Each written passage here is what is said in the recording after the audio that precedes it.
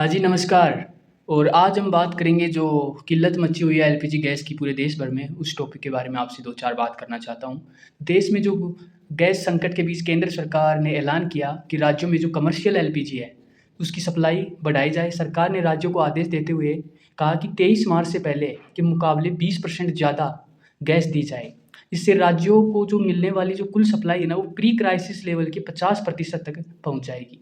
Pre crisis level का मतलब ये है कि उस समय से है जब भारत में गैस संकट शुरू नहीं हुआ था।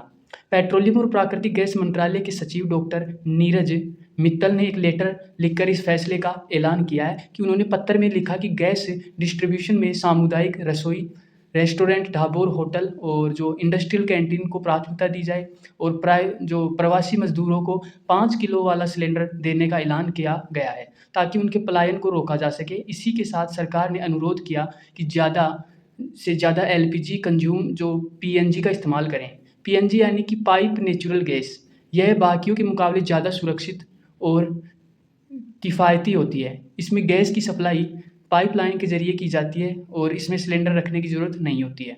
सरकार ने आदेश दिया कि जो कमर्शियल इस्तेमाल के लिए पीएनजी को प्राथमिकता दी जाए, यह आदेश सारे राज्यों और केंद्र शासित प्रदेशों के लिए है और इसी के साथ यह भी बताया गया कि गैस की ब्लैक मार्केटिंग को रोकने के लिए सरकार सख्त कदम उठा रही है। बताया कि एलपीजी की सप्लाई को मॉनिटर करने के लिए और ब्लैक मार्केटिंग को रोकने के लिए जगह-जगह रेड रेड डाली जा रही हैं और आपकी जानकारी के लिए बता दें कि यूएस, इज़राइल और ईरान युद्ध के बीच देश में गैस की सप्लाई को लेकर संकट की स्थिति बनी हुई है और गैस शॉर्टेज की वजह से कई होटल और रेस्टोरेंट को अपना काम रोकना पड़ा और इन समस्याओं को देखते हुए भारत सरकार ने कहा कि 23 मार्च से एलपीजी की सप्लाई 20% बढ़ाई जाएगी और इस फैसले को लागू करने के लिए रेस्टोरेंट, ढाबों, होटल और कैंटीन को प्रायोरिटी दी जाएगी और गैस की कमी के चलते जो प्रवासी मज़दूर हैं, उनके वो पलायन ना कर सकें और इसलिए उनको प्राथमिकता में उन्हें भी 5 किलो वाला सिलेंडर दिया जाएगा।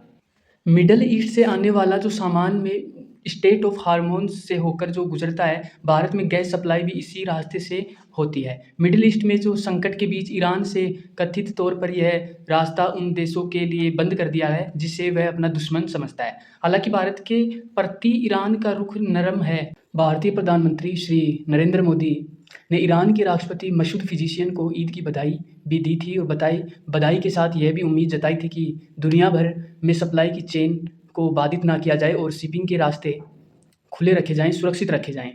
कई दिनों से ये चल रहे गैस संकट के बीच 20% की जो ज़्यादा एलपीजी सप्लाई थोड़ा ये राहत देने वाली एक खबर मिली है और इसी के साथ सरकार ने कहा कि पीएनजी की संख्या बढ़ाई जाए और बता दें कि इंडियन एक्सप्रेस की रिपोर्ट के मुताबिक देश के अंदर लगभग 33 करोड़ 30 लाख लोगों के पास एलपीजी का कनेक्शन है, जबकि पीएनजी कनेक्शन की संख्या सिर्फ 1.5 करोड़ है।